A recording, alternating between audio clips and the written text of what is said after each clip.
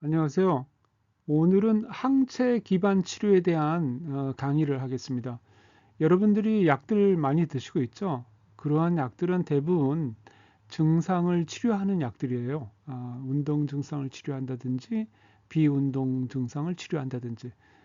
그래서 그 약을 복용을 하시더라도 그 파킨슨병의 진행은 계속되고 있습니다. 그나마 그 파킨슨병의 진행을 좀 더 늦춰주는 것은 많은 연구 결과 운동밖에 없다 이렇게 밝혀졌어요. 하지만 우리가 어떻게 해서 그 파킨슨병이 진행이 되는지 또 파킨슨병을 악화시키는 그 요소는 무엇인지 그런 연구를 하면서 알게 된 것이 있고 그 연구를 기반으로 해서 어떤 치료를 하면 파킨슨병의 그 진행을 막을 수 있거나 좀 슬로화할 수 있는 그런 방법을 좀 알게 되었고 그것을 이용을 해서 그 아이디어를 이용을 해서 약도 나오게 되었습니다. 그래서 많은 회사들이 임상 1이라든지 임상 2에 지금 진행들을 하고 있어요. 그래서 우리나라도 ABL 바이오라는 회사에서 그 항체를 이용한 그 약을 개발하고 임상을 진행하고 있습니다. 그래서 오늘은 항체를 기반으로 해서 파킨슨병을 치료하는 거기에 대해서 강의를 해보도록 하겠습니다. 일단 그 약 항체 치료, 항체를 기반으로 해서 하는 치료를 강의하기에 앞서서 여러분들한테 좀 이해를 돕기 위해서 간략하나마 몇 가지를 강의를 할 거예요. 알파 시누클린은 무엇인가? 그 다음에 알파 시누클린이 왜 응집을 하는가? 그 다음에 알파 시누클린이 응집된 것이 프리온이라는 것이 있는데 그 프리온 같이 또 작용을 합니다. 그래서 프리온은 무엇인가? 그리고 또 그 항체를 만들기 위해서 어떤 과정이 필요한가? 그리고 그 알파 시누클린은 어떤 방식으로다가 뇌로다 전파가 되는가? 그리고 알파 시누클린은 어디서부터 오는가? 이런 것들에 대해서 간단하게 설명을 하는데 그 이유는 항체를 기반으로 해서 하는 치료를 이해하려면 이런 것들을 알고 계시면 금세 이해가 됩니다. 그래서 이제 먼저 그 알파 시누클린에 대해서 아주 간단하게 설명을 할게요.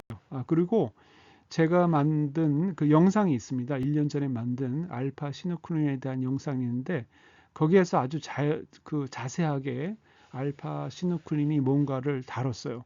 그래서 여러분들이 안 보신 분들이 있으면 꼭 시청해 주시고 파킨슨병을 갖고 계시다면 알파 시누클린은 뭔가라는 것을 확실히 이해하고 계셔야 합니다. 알파 시누클린은 그 뇌, 특히 이제 신경세포에서 주로 발견이 되는데 우리 몸세포 다 있긴 있어요. 그 중에서도 이제 신경세포 내 중에 그 전체 단백질량의 한 1%를 차지합니다. 그래서 이제 뉴런 간의 그 화학적 메시지 전달에 그 필수적이며 아주 많은 생리 기능이 관여를 하고 있어요. 아주 극적으로다 단적으로다가 쉽게 설명을 드리자면 집을 짓죠. 집을 짓는데 벽돌로 집을 짓습니다. 근데 이 알파 시누클린은 그 벽돌 하나하나 같은 거예요. 그래서 그 벽을 형성하고 이렇게 큰 공간을 만들어주고 하는 그 벽, 우리 세포막 아니면 그 세포막 아니면 그 도파민을 수송하는 그 뉴런 신경세포 안에서 도파민이 나오면 그 도파민을 소포체에 싸서 그걸 시냅스까지 운송을 합니다. 그 소포체의 막 이런 거를 형성하는데 꼭 있어야 되는 그런 단백질이에요. 아주 구조가 간단한. 그래서 그 집으로 치자면은 그 벽돌과 같은 그런 단백질입니다. 아주 간단하고 또 작고. 그런데 그 벽돌이 다 세멘트로 뭉쳐가지고 큰 덩어리가 되면 어떻게 돼요? 쓸 수가 없겠죠. 그리고 그 큰 덩어리들이 집 구석구석 또 집 밖에 여기저기에 있으면은 제대로 그 사회가 돌아갈 수도 없고 또 집안이 제대로 돌아갈 수도 없는 그런 일이 생깁니다. 그 똑같아요. 그래서 알파 시누클린이 모여서 응집이 돼가지고 크게 모이면 루이 소체가 되는데 그런 것들이 신경 독소가 돼서 우리 신경들을 파괴를 합니다. 그래서 이제 그런 것들이 비정상적으로 응집을 해요. 근데 이제 요것이 지금 알파 시누클린의 그 모양이에요. 그래서 이렇게 보면 요 NaCO 리즌이 서로 붙어가지고 응집이 됩니다. 그래가지고 그것이 크게 덩어리를 이루면 그 루이 소체라고 하는데 그것이 파킨스병이나 아니면 루이 소체 치매나 이런 그 퇴행성 질병과 관련이 크게 있습니다. 그래서 이런 것들을 알파 시누클린이라고 해요. 그럼 왜 알파 시누클린이 생기는가? 거기에 대해서는 크게 이제 세 가지로 나오는데 유전자의 돌연변이, SNCA라는 그 유전자가 있는데 그 이상이 있어서 중복 또는 삼중 복제가 이러한 그 단백질의 수치 증가로 그 알파 시누클린이 너무 많이 증가를 해서 그 응집을 촉진할 수가 있습니다. 농도가 많아져서. 그 다음에 생성 후에 인산화나 유비케톤화 같은 변형에도 또 응집이 미칠 수 있고요. 또 환경적인 요인, 요즘에는 환경적인 요인을 크게 많이 봐요. 예를 들면 제초제라든지 환경 물질이라든지 아니면 그 집안에서는 도시가스 연소후에 나오는 어떤 산화물이라든지 공해라든지 굉장히 여러 가지 원인이 그 알파 시누클린이 응집되는데 그 영향을 줍니다. 그래서 이런 세 가지 영향으로 인해서 알파 시누클린이 형성이 되고요. 이렇게 그림으로 이렇게 보면 금세 이해할 수 있어요. 그래서 이게 이제 세포막인데 이중막으로 되어 있죠. 이게 세포막인데 그 세포막에 들어가지고 세포막 구성에 큰 역할을 합니다. 그래서 이런 식으로 하나로 존재하고 두 개 이렇게 해서 항상 왔다 갔다 해요. 자유롭게 필요할 때마다 왔다 갔다 하는데 그게 어떤 이유에 가지고 함께 덩어리가 갖고 뭉치면 이런 덩어리가 돼서 뭉치면 그 세포 내에서 독소로 작용을 합니다.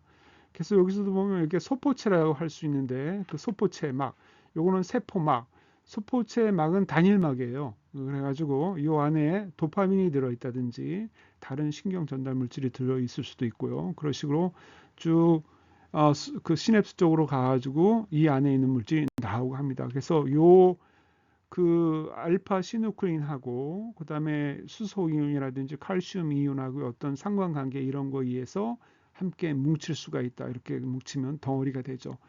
그렇게 되면 안에 있는 여러 세포 구성 내 요소들을 파괴를 시킵니다.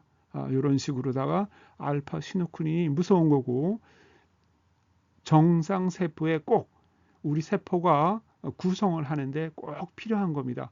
왜 어디에 세포의 그 모양을 만들고 세포막에 많이 관계를 해요. 모양을 만드는 아까 얘기했듯이 집을 지면 벽돌을 가면 그 벽돌과 같은 역할을 합니다. 확산은 이것이 이제 이렇게 뭉치면 가만히 있으면 되는데 얘가 확산을 해요. 그냥 뭉쳐 그 자리에 있으면 병이 안 되겠죠. 그래서 나중에 그 신경세포가 죽어버리면 다 없어지는 거예요. 그렇지만 얘가 나와가지고 확산을 합니다. 돌아다닙니다. 그러면서 주위에 있는 그런 다른 그 정상세포도 파괴를 하는데 그 경로가 신경 경로를 따르고 아니면 또 말초 뇌를 통해서 되고 아니면 비신경 경로를 따라서 세 가지를 경로를 따라서 우리 몸에서 뇌 쪽으로 확산이 됩니다. 그래서 신경 경로 같은 경우에는 어느 그 신경 세포가 그 안에 알파 시누클린이 많이 있는데 그 안에 있는 알파 응집된 알파 시누클린이 방출이 돼서 그 옆에 있는 뉴런으로 흡수가 되는 거예요. 그래서 신경과 신경으로 다 이어지는 거고요. 말초에서 뇌 확산은 뭐냐면 이거는 말초신경에서 중추신경으로 확산입니다. 우리가 중추신경이라는 것은 뇌하고 척추를 중추신경이라 하고 그 외의 신경은 말초신경이라고 하죠. 예를 들면 말초신경 저기 밑에 그 장에서 그 박테리아나 이런 면역 세포에서 그 알파 시누클린이 그 잘못된 것이 된 것이 발생이 됐어요. 그러면 이 발생된 것이 우리 그 베가스 너브 10 미주신경을 따라서 어디까지 브레인으로 뇌로 확장이 됩니다. 그래서 뇌로 어디 가냐면 뇌 브레인스템 그 뇌간이라고 그러죠. 거기까지 가요. 그러면 거기에 뭐가 있냐면은 자율신경 덩어리들이 있어요. 거기에. 그래서 처음에 우리가 장에서부터 알파 시누클린이 확산이 돼서 올라가는 그런 파킨슨병을 가지신 분들은 처음에 나타나는 증상이 자율신경에 대한 증상들입니다. 예를 들면 변비라든지 소화불량이라든지 잠을 자는데 렘슬림에 문제가 있다든지 아니면 그 여러 가지 그 기립성 저혈압이라든지 이런 여러 가지 자율신경 계통의 그 문제가 나오게 돼 있어요. 그래서 말초 내 확산 경로가 있고 또 비신경 경로에 의해서 이 세 가지를 통해서 그 알파 시누클린이 확장이 되어 나갑니다. 그래서 이 확산되는 경로를 막는 그런 연구가 많이 되고 있고요. 이런 확산이 되는 경로를 막는 그런 연구가 또 여기에서 나오는 약은 증상을 치료하는 약이 아니고 이 병을 모디파이하는 그런 약들이라고 볼 수 있겠습니다. 그래서 이렇게 이제 알파 시누클린이 응집이 돼 가지고 확산이 되는데 그럼 이 확산이 되면 왜 뭐가 어떻게 돼서 나쁠까? 그냥 확산이 돼도 그냥 확산이 되면 그냥 확산이 되는 거지. 뭐 때문에 확산이 되는데 나쁠까 하면 먼저 프리온이라는 것을 먼저 이해를 하셔야 돼요. 프리온이라는 것은 바이러스도 아니고요. 그냥 잘못 접힌 우리 몸에서 단백질이 많이 만들어져요.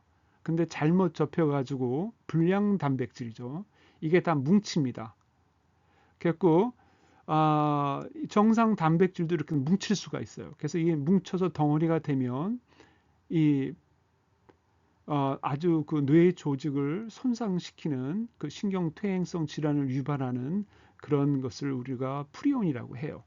이 프리온은 전염성이 있어요. 신기하죠? 이 프리온은 바이러스도 아닙니다. 그렇다고 박테리아도 아니고 그래서 바이러스는 RNA라는 그런 그 유전체가 있지만 그냥 프리온은 단백질 덩어리예요. 이런 여기에 이제 빨간 게 여러 가지 그 프리온이 있는데 얘가 나쁜 게 뭐냐 하면 이 프리온하고 정상 단백질하고 결합을 합니다. 결합을 하면 그대로 있으면 되는데 이 정상 단백질이 나쁜 프리온으로 변해요. 그러면 이 변한 이 프리온이 다른 정상 단백질에 가서 붙으면 또 나쁜 프리온이 됩니다. 이런 식으로 아주 기하급수적으로 늘어나게 돼 있어요.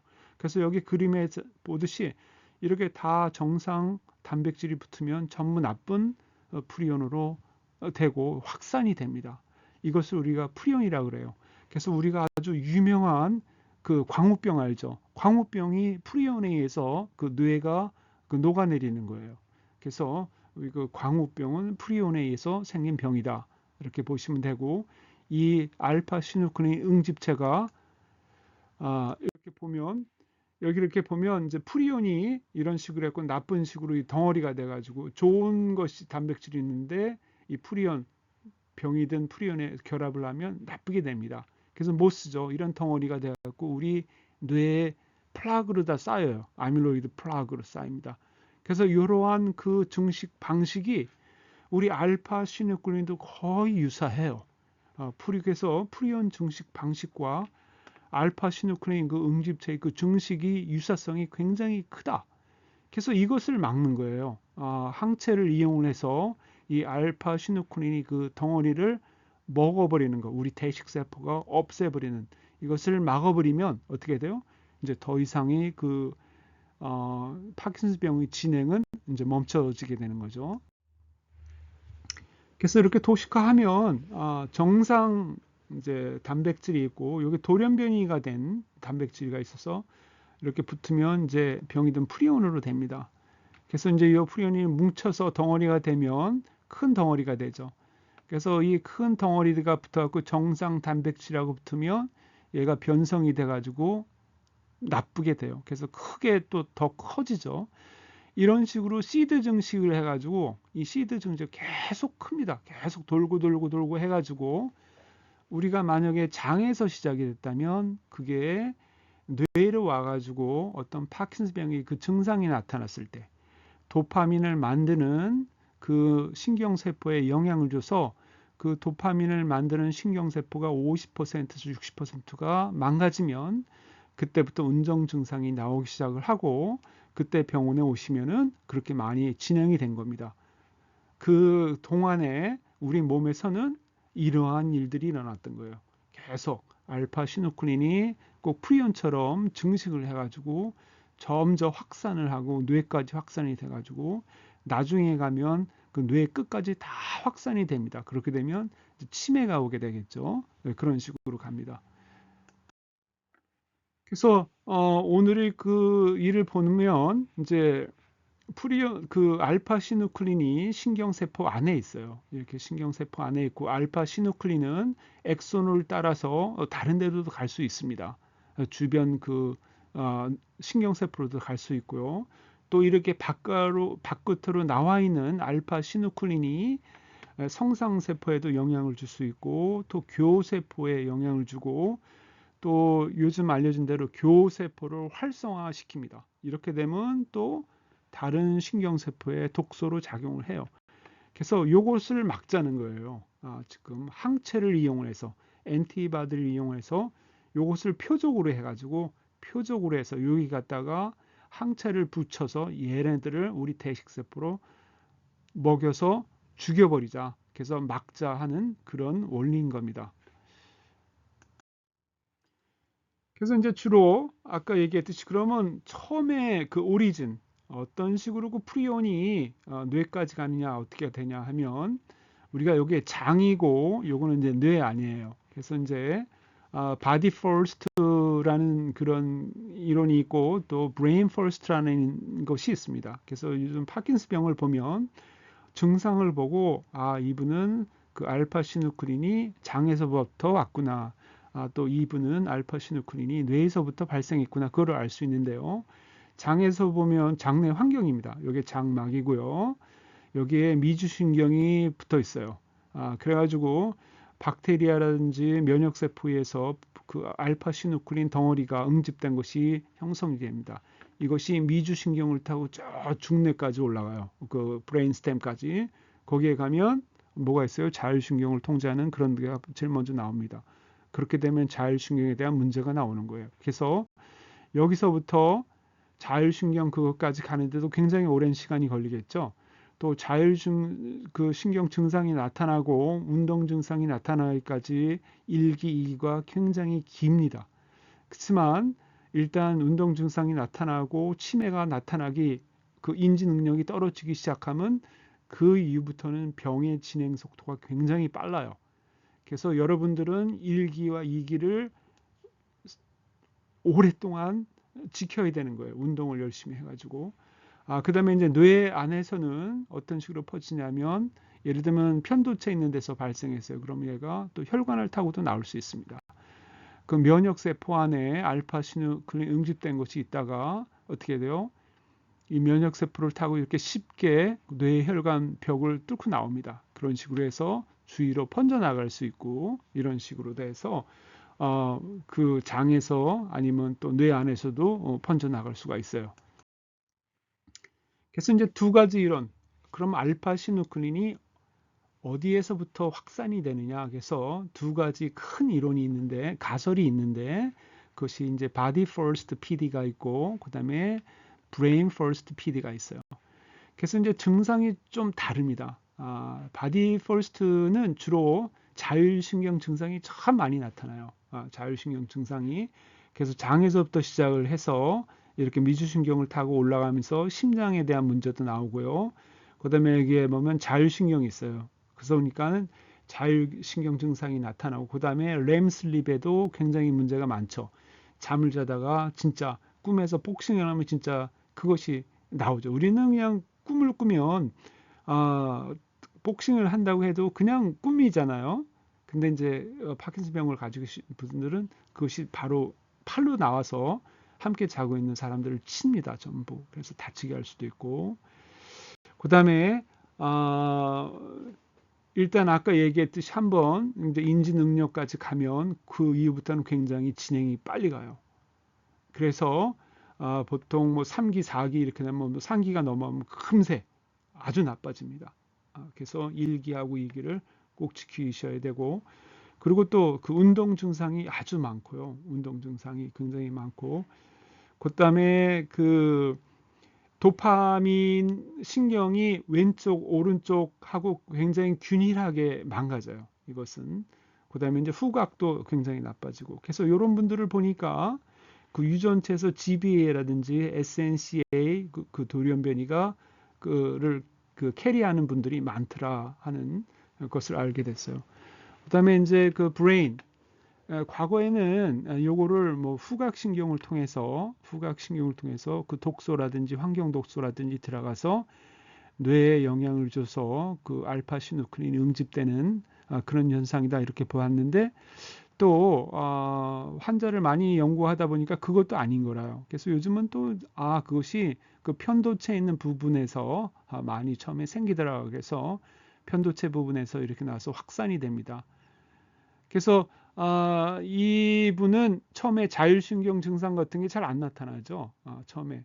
그래서 이제 운동 증상 이렇게 보면 자율신경이 굉장히 증상이 적습니다. 그다음에 그 렘 슬립에 대한 문제도 없어요. 그래서 대부분의 환자분들은 렘 슬립에 대한 문제가 있다는데 이분들은 그런 문제가 없습니다. 그래서 또 이분들의 그 특징은 그 인지 능력에서 치매까지 가는데도 굉장히 그 진행이 슬로우하고요. 그다음에 그 운동 증상이 이쪽 분들은 오른쪽 왼쪽이 다 비슷한데 그 운동 증상 이분들은 그렇지 않아요. 어느 한쪽이 우세합니다. 그래서 편도체도 왼쪽 편도체가 망가지면 거기서부터 이제 왼쪽 편도체 부분에서 알파 시누클린이 나와서 병이 확산이 되면, 그것이 확산이 되면 주로 왼쪽 뇌로다 먼저 많이 확산이 돼요. 오른쪽 왼쪽 다 같이 함께 되는 것이 아니고, 그래서 왼쪽 편에 더 먼저 확산이 된 다음에 그 다음에 오른쪽으로 좀 넘어가는 겁니다. 그래서 나중에 이렇게 보면 그 장 쪽으로도 아주 늦게 그런 것이 나타나게 됐어요. 그래서 이런 분들을 보면은 락투 그 변이가 있다는 것을 이제 알게 됐죠. 그래서 유전자도 좀 다르죠. 여기에서는 GBA하고 SNC하고 있는데 여기는 락투가 있고, 이런 식으로 해서 크게 바디 퍼스트 PD가 있고 브레인 퍼스트 PD가 있습니다. 그래서 이런 식으로 해서 기온이 해서 쭉 이렇게 올라가고, 여기는 뇌 안에서부터 나와가지고 이렇게 밑으로 내려가고 이제 하는 식입니다. 이제 단편을 얘기를 했어요. 그래서 이제 요걸 보면 좀 더 정확 그 이해가 쉬운데, 그 브레인 퍼스트 여기 이제 편도체 있는 데서 여기서부터 이제 시작을 한다면 왼쪽부터 같은 이렇게 오른쪽으로 가지 않습니다. 왼쪽 같은 쪽으로 다 먼저 영향이 줘요. 영향이. 물론 이제 뇌관이 있죠. 근데 뇌관이 있는데 그것을 용적을 계산을 하면 우리 뇌 전체에서 뇌관에 연결된 뇌는 한 2%밖에 안 돼요. 그래서 굉장히 아주 적게 넘어가겠죠. 이렇게 넘어가는데. 그래서 이제 이쪽으로 만약에 왼쪽에 다 그 병변이 확산이 되고 나머지 그 다음에 이제 오른쪽으로 넘어가서 이렇게 확산이 됩니다. 그래서 증상이 브레인 포스는 증상이 그 이렇게 좌우 대칭이 똑같이 되지가 않아요. 어느 한쪽만 먼저 되죠. 그다음에 렘 슬립도 음성이고, 그다음에 자율신경 문제도 나중에 나타나죠. 이렇게 천천히. 그렇지만 이제 그 바디 퍼스트 경우에는 이제 위에서부터 장에서부터 올라오죠. 알파 시누클린이. 그래서 아주 오른쪽 왼쪽 똑같이 갑니다. 이런 식으로. 그래서 증상이 오른쪽 왼쪽 다 같이 비슷하게 나타나요. 이런 식으로. 그래서 보면 좌우 대칭이 잘 되죠. 그래서 여기까지 가면 그 다음부터 굉장히 빠르게 인지 능력이 파괴가 돼요. 왜? 양쪽에 다 되기 때문에. 여기에서 보면 한쪽이 먼저 되고 그렇지만 다른 쪽은 아직도 정상으로 남아 있는데, 여기는 다 양쪽이 동시에 되니까 빠르게 진행이 되죠. 인지 능력. 그래서 또 얘기를 하지만 1기에서 2기. 최근에 그 진단을 받으셨다면 진짜 운동 열심히 하셔가지고 1기하고 2기 사이에 오랫동안 머물러 있는 게 최고입니다. 치료법은 그러면 이런 확장되는 것을 어떻게 막을 수 있는가? 그래갖고 이제 치료법들이 이제 여러 가지 나왔어요. 그래서 이제 우리가 보면 지금 오늘 그 설명하려는 또 이제 많은 그 제약회사 연구단체에서 관심을 가지고 있는 항체 기반 치료법. 그 이유는 우리가 항체를 만들어내고 선별하는 그런 기술이 많이 발달했습니다. 그다음에 이제 자가 포식을 이용한 거, 자가 포식을 이용하는 그런 약물도 지금 약물도 몇 개가 나와서 임상에 들어가서 하고 있고요. 우리 한국에서 ABL 그 310 그 기술을 사포리라는 그런 회사에 그 넘겼는데 그 회사가 그 안에 그러니까는 그 세포 내 안에 자가 포식을 이용한 그 연구를 하고 있는 회사예요. 예. 그래서 그 사노피라는 회사죠. 사노피. 그래서 이제 자가 포식을 강화시켜서 하는 치료가 있고, 그다음에 미세하게 교세포의 활동을 조절을 해서 아까 얘기했듯이 교세포가 활성이 되거나 하면 주변 다른 그 신경세포도 손상을 줍니다. 그래서 이런 식으로 다 황체 기반 아니면 자가 포식을 강화시키거나 아니면 교세포의 활동을 조절시켜서 이런 식으로다가 그 치료법을 개발을 하고 있어요. 그거는 아까 얘기했듯이 이제 그런 식으로 많이 하고 있는 것이 있고 또 다른 쪽으로도 또 연구를 하는 분들도 있습니다. 이제 다른 쪽으로 이거는 아까는 아주 먼저 슬라이드에서는 파킨슨, 퇴행성 뇌질환 이런 거에 대해서 전적으로 아주 타겟을 정해놓고 연구를 하고 있고요. 요 다른 전략은 뭐 전반적인 다른 그 연구를 하면서 중복이 되는 거기 때문에 이런 거 도움이 된다. 이렇게 보면 아까 얘기했듯이 운동, 러닝머신이 굉장히 파킨스병, 이건 G 마우스 모델에서 알파 시누크레인의 확산과 축적이 감소된다는 것을 확인을 했어요. G에서 확인을 했고 또 우리 환자분들도 운동을 하면 확실하게 1기하고 2기가 오랫동안 지속된다는 거. 어떤 분들은 굉장히 특히 이제 여성분들이 그 진행이 빨라요. 근데 이제 그 진행이 빠른 거는 여성분들이 남성분들보다 운동을 좀 적게 합니다. 물론 그 성에 대한 그 호르몬에 대한 여러 가지 그 차이도 있겠지만 뭐 그런 것도 있고요. 그래서 이렇게 봐도 제가 이렇게 경험으로 봐도 이제 여성분들이 운동을 해도 좀 약하게 하세요. 남성분들보다는 그렇게 열심히 하지는 않습니다. 그래서 운동이 아직까지는 최고의 방법이고요. 물론 그 알파 시누크레인 확산뿐만이 아니고 다른 그 자가 포식이라는 여러 가지 그 리소 뭐 그 생합성 이런 여러 가지 그 세포 내 그 긍정적인 면도 활성화시킨다고 하고 있습니다. 운동이. 그다음에 이제 신경 조절. 요거는 꼭 퇴행성 뇌질환, 파킨슨병을 위해서 연구를 하는 거 아니고 빛을 이용을 해서 우리 그 뇌의 특정 부분들을 활성화시키고 조절하는 방법들을 연구를 하고 있고요. 미국에서도 연구를 많이 하고 있어요. 이쪽에는 한국에서도 아마 서울대에서도 연구를 하고 있을 거예요. 특히 뭐 근적에서는 아니고요. 다른 뭐 레이저 빛도 이용할 수도 있고 여러 그 주파수를 사용합니다. 또 그 근적외선도 그 이제 신경세포 안에 그 미토콘드리아의 활성을 도와준다는 것도 연구로 많이 나오고 있어요. 그래서 퇴행성 뇌질환을 가지고 계신 분들이 근적외선 치료도 많이 합니다. 근데 그 이제 근 치료를 하면서 또 뇌만 좋은 것이 아니고 또 이제 그 대머리 그 두발 형성에도 굉장히 좋다는 것도 나와 있고요. 제가 한번 테스트를 한번 해보니까 확실히 제가 인정하는 건 뭐냐면 깊은 잠을 잘 수가 있어요. 제가 그 기계를 친구 이제 분이 있어서 그 친구 그 의사분이 있어서 갔다가 제가 한번 테스트를 해봤습니다. 어떤 변화가 있나 그래가지고 제가 얘기하는 건 근적외선 치료계예요.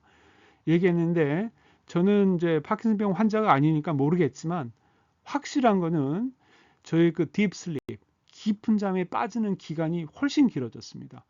옛날에 제가 잠을 자면 한 5시간 잠을 자는데 그 깊은 잠 시간이 불과 뭐 10분, 15분 그거밖에 안 됐어요. 근데 그거를 사용을 하니까 40분, 50분까지 가더라고요. 그래서 역시 뭔가 확실히 작용을 하긴 하는구나 하는 것을 제 자신이 느꼈습니다. 그다음에 이제 유전자 치료, 이제 바이러스성 이거는 뭐냐 하면은 그 알파 시누클린을 일으키는 그 유전자를 바이러스 벡터를 이용을 해가지고 그거를 바꿔치기 한다는 얘기예요. 그래서 이것도 그 바이러스성 그 요 기술도 우리가 그 많이 발달이 되고 개발이 되어 있습니다. 그래서 요거는 꼭 뇌퇴행성 질환뿐만이 아니고 다른 질환도 암 같은 데도 많이 연구가 되고 있어요. 그래서 유전자 치료라든지 그다음에 이제 알파 시누클린의 그 정폐화 경로가 있습니다. 그 나노 뭐 튜브라든지 아니면 그 축작 엑선을 통해서 전파가 되고 하는데 그런 것을 어떻게 차단시키지 할 수 없을까 하는 그런 연구도 또 연구가 진행이 되고 있어요. 그래서 여러 방면으로다가 그 알파 시누클린 응집체의 확산을 막으려는 그런 그 연구들이 많이 진행이 되고 있고 그 중에서도 우리가 지금 기대가 많은 거는 항원, 항체를 이용한 항체 기반을 이용한 치료법이다. 그래서 꼭 성공을 해서 나왔으면 합니다. 그래서 이렇게 보면 이제 확산이 되는데 알파 시누클린이 응집이 돼서 확산이 되는데 이게 뇌 아니에요. 뇌 아닙니다. 신경세포들이 있죠. 신경세포들이 있어요. 그래서 신경세포들이 있는데 그 세포 밖 외부의 환경이고요. 세포 내의 환경입니다. 그래서 세포 내의 환경에는 이 사노피라는 이 회사에서 다른 그 약을 가지고 또 이상을 연구를 하게 됐어요. 이게 이제 안에서 이런 그 응집된 덩어리들을 소화시키는 방법. 그다음에 이제 세포 그 밖에서 있는 이렇게 항체를 이용을 해서 항원 항체 반응이 일어나서 이렇게 대식 세포가 서 먹어버려요. 그러면은 이제 점점 그 알파 시누클린이 없어지는 거죠. 이런 식으로 해서 이제 그 깨끗하게 소화시켜 버리는 거. 그래서 지금 세포 안에서 일어나는 그 확산이 일어나는 것도 연구가 되고 있고 또 세포 밖에서 확산이 되고 일어나는 것을 막는 연구도 많이 진행이 되고 있고 오늘 얘기가 하는 것도 특히 오늘 이 강의는 세포 밖에서 일어나는 세포 외부 환경에서 일어나는 그 확산 방지에 대한 것입니다. 그래서 항체를 보면 항체 기반 치료 시 그래서 이제 이 항체는 어떻게 준비가 되는가 그것을 간단하게 설명할 건데 항체가 이렇게 생겼어요. 그래가지고 이제 헤비 체인이 있고 또 이것을 라이 체인이라고 합니다. 그래서 항원이 여기 가서 붙어요. 그래서 이제 여기 항체 엔티바디인데 여기 항원이에요. 항원. 이것이 병을 일으키면 패소젠이라고 합니다. 그래서 가서 붙으면 여기 항원 항체 반응이에요. 그러게 되면 우리 면역 세포가 와서 얘를 꿀꺽 삼켜버립니다. 그래서 깨끗하게 이제 소화를 시키고 이제 뭐 에너지로도 쓰고 리사이클해서도 쓰고 하죠. 그래서 이 항체를 그러면 어떻게 만드는가? 항체를 만들기 위해서 항원을 타켓을 정해야 됩니다. 그래서 우리가 이제 파킨슨병에서는 그 항원이 어디게요? 알파 시누클린 응집체고 루이소체죠. 이런 식으로 정했어요. 그러면 여기에 잘 그 반응을 하는 항체를 찾으면 돼요. 그것입니다. 그래서 그 항체를 이제 생성하기 위해서 여러 가지 또 방법이 있어요. 면역화하는 방법. 또 아니면 인간화 마우스. 왜냐하면 마우스에다가 우리 인간 유전자를 투입을 해가지고 거기에서 나오는 어떤 특정 항체를 촉진 아니면 생산하는 방법이 있고요. 그다음에 파지 디스플레이 라이브러리라는 또 방법이 있고 그다음에 단일 B 세포 복제를 통해서 또 항체를 만들어냅니다. 그래서 요거는 여러 항체를 어떻게 만드느냐에 따라서 또 항체를 만드는데 돈이 많이 들고 적게 하고 또 어느 것이 많이 또 쉽게 또 특이성이 있고 친화성이 높고 하는 것을 어떤 곳에 그 항체를 적용하는 것에 따라서 항체의 생성 그 방법이 틀려지고 그래서 이렇게 제가 이렇게 항체의 생성 방법을 설명하는 이유는 이 항체를 이용한 치료법이 나오더라도 결코 싼 치료법은 아니라는 거예요. 이것이 비싼 과정이 비쌉니다. 이게 쉽게 우리가 그 알약을 공장에서 찍어내듯이 찍어낼 수 있는 방법이 아니에요. 그리고 이 항체는 만들어도 먹을 수가 없습니다. 이렇게 먹게 되면 위 안에서 위산에서 다 분해가 돼요. 그래서 요거는 정맥 주사를 해야 합니다. 그러니까 그건 뭐냐면 병원에 가서 하셔야 되죠. 돈이 더 많이 듭니다. 그래서 이 약이 개발이 다 됐어요. 개발이 다 됐는데 모든 파킨슨병을 앓고 계는 환자분들이 다 접근할 수 있는 접근성이 아주 좋은 약이 될지는 아직 저도 모르겠습니다.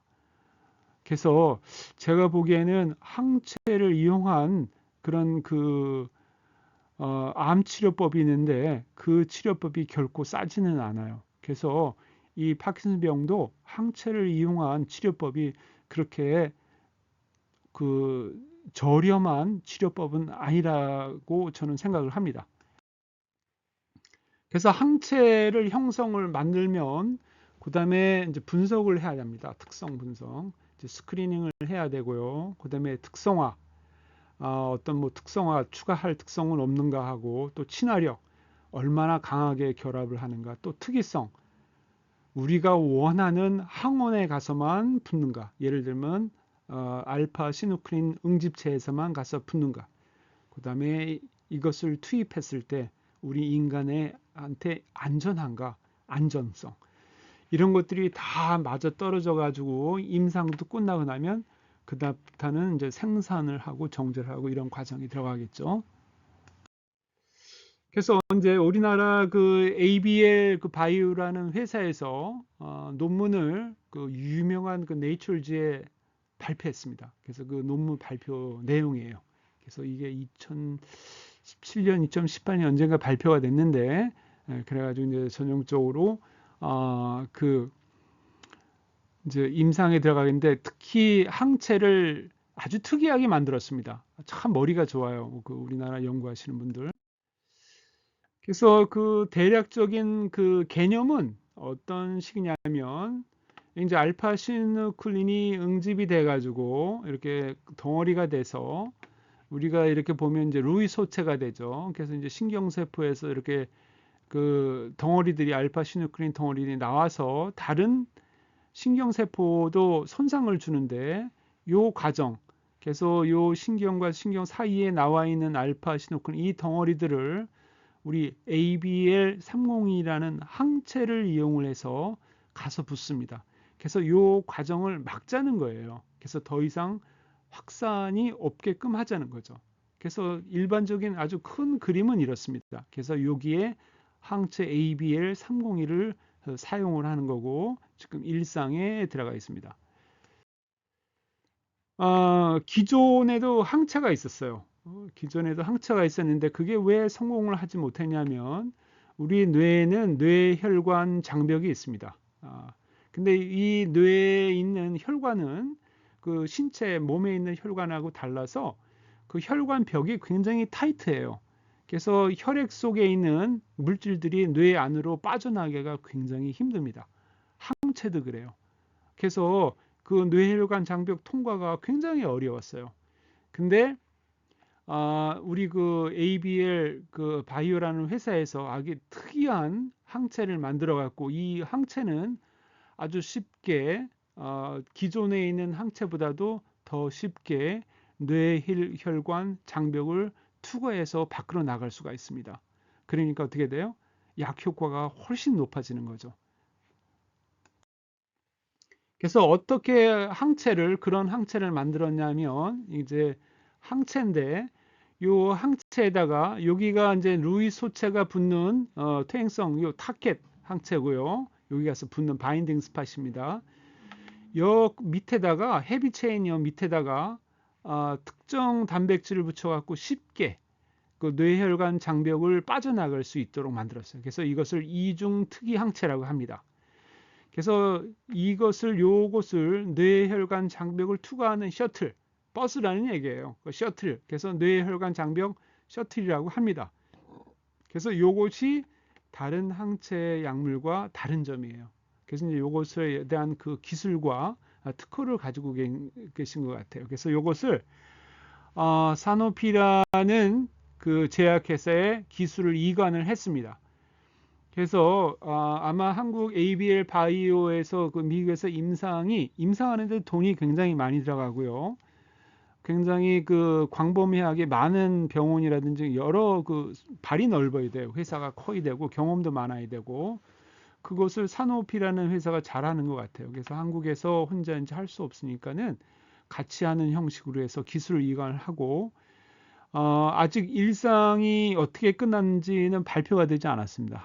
하지만 이렇게 보면 사노피에서 이상을 바로 이제 시작을 할 것 같아요. 그래서 이제 사노피에서 또 다른 그 임상약도 함께 하고 있는데 그건 지금 이상을 하고 있습니다. 그래서 요거는 그 이제 ABL 바이오 회사의 웹사이트라고 하면 이런 그림이 있어요. 그 회사에서 이제 만든 그림인데 요거 항체 그 셔틀템에 쉽게 이게 이제 뇌혈관 벽입니다. 이게 지금 이게 혈관 속이고요. 항체가 쉽게 빠져나가요. 이렇게 쉽게 빠져나가서 여기가 이렇게 이제 그 알파 시누클린 덩어리가 있으면 가서 항원 항체 반응이 일어나 가지고 그것이 대식세포에서 먹혀가는. 그래서 이제 그 파킨슨병의 진행이 이제 슬로우 다운이 되는 거죠. 그래서 그 이제 쥐를 가지고 테스트를 해봤더니 뇌하고 또 이제 뇌 척수액, 뇌척 셀레브럴 스파이널 플루이드라 그래가지고 우리 그 뇌하고 신경 척수는 물에 떠 있죠. 그 뇌하고 신경 척수를 감싸고 도는 물이 있어요. 그 액체를 CSF라고 합니다. 그래서 그 뇌 안으로의 그 기존 항체의 투과율하고 비교를 했더니 무려 7배나 잘 투과가 되더라. 아주 굉장히 좋은 거죠. 그 다음에 뇌 척수액에서는 6배. 그래서 이제 이렇게 되면 이제 효과가 있는 거예요. 이렇게 되면. 그래서 이것이 이제 이 회사에서 이야기하는 겁니다. 우리는 연구 결과 이런 7배, 6배 많은 그 높은 결과치를 얻었다. 그래서 아주 그 치료 효과가 높고 그 큰 기대를 하셔도 될 것으로 봅니다. 그래서 이 ABL 바이오에서 2024년 2월 20일까지 업데이트가 돼 있어요. 이제 일상을 하신 거로 알고 있는데 일상에서는 안전성이라든지 내약성, 그다음에 양리 약동학이라든지 양력학 이런 것을 평가하기 위해서 했고 결과는 발표가 없었습니다. 그래서 8명이 참석을 했고요. 그다음에 ABL 302를 G에다가 하다가 처음으로다가 인간에 투여를 한 것입니다. 그래서 현재는 지금 사노피로 그 기술이 이관이 되고요. 여기에서는 이상을 진행할 예정이고요. 또 사노피에서는 GBA라는 글루코세르브시다제라는 그런 효소가 있는데 이것이 그 이제 세포 내 안에 있는 알파 시누클린 응집체를 제거하는 그런 약, 그 이상을 지금 진행 중에 있습니다. 그래서 사노피 회사는 만약에 이것을 2개를 다 하게 되면 그 세포 내에서 알파 시누클린의 응집을 확산하는 것을 막는 그런 그 2가지 그 임상을 동시에 하는 그런 회사라고 볼 수가 있어요. 그래서 이 회사뿐만이 아니고 다른 회사에서도 많이 합니다. 이렇게 보면 여러 회사에서 뭐 백신을 이용한다든지 아니면 항체를 이용한다든지 해서 이것이 보면 클리니컬 트라이얼 gov 미국에 이렇게 거문망에 가보면 전부 보면 그 일상이 끝나고 이상 이제 준비하는 거의 뭐 ABL 바이오하고 거의 비슷해요. 그래서 보면 요 번호가 있는데 요것을 치면 클리니컬 트라이얼 요거 하면은 다 나옵니다. 결과치들이 어떤가. 그래서 요거 말고도 이렇게 다른 회사들이 항체들을 이용하는 회사들이 뭐 이상이 끝난 회사도 있고요. 이 식으로 해가지고 여러 회사들이 같은 비슷한 아이디어를 가지고 많이 연구를 하고 있어요. 그래서 기존까지는 증상을 치료하는 약들이 많이 개발이 됐고요. 얼마 불과 몇 년 전부터는 좋은 아이디어를 가지고 이런 알파 시누클린의 그 확장을 막는 그 disease modifying drug에 대한 연구를 많이 하고 있습니다. 그래서 이 약도 disease modifying drug고요, 그 약이고요, 진행을 늦추는 치료 방법입니다. 그래서 만약에 그 알파 시누클린의 그 농도를 보고 우리가 그 진단할 수 있는 어떤 그 바이오 그 마커, 그 진단 마커가 개발이 된다고 하면, 아, 만약에 이분은 좀 파킨슨병일 수도 있어 하면 일단 그 마커를 체크업을 해서 너그 파킨슨병이 확실하네요. 그러면 일찍 조기에 약물을 투여를 해서 그 알파 시누클린 응집이 그 확산을 막게 되면 그 나중에 운동 증상이 없이도 그 쭉 나중에 일상을 그 정상대로 라이프 스팬을 할 수 있는 그런 미래가 오지 않을까 하는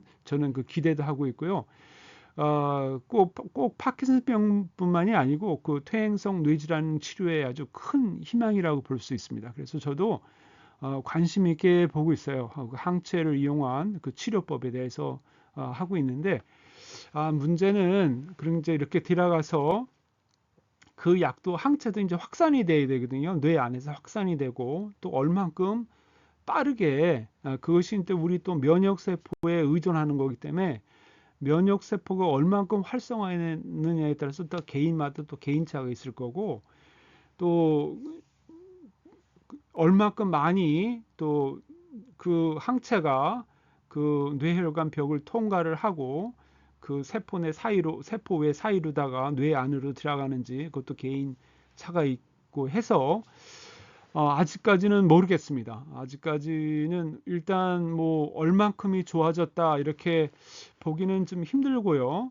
다른 회사에서 일상을 한 결과를 보면 그렇게 큰 차이가 없거든요. 지금 제가 지금 걱정하는 거는 일상이 어느 회사에서는 보면 그렇게 큰 뚜렷한 성과가 없었다. 한데 제가 이 회사에 기대를 하고 있는 거는 아까 얘기했듯이 셔틀 그 이중 특이성 항체라고 했죠. 그래서 다른 회사하고 좀 달라요.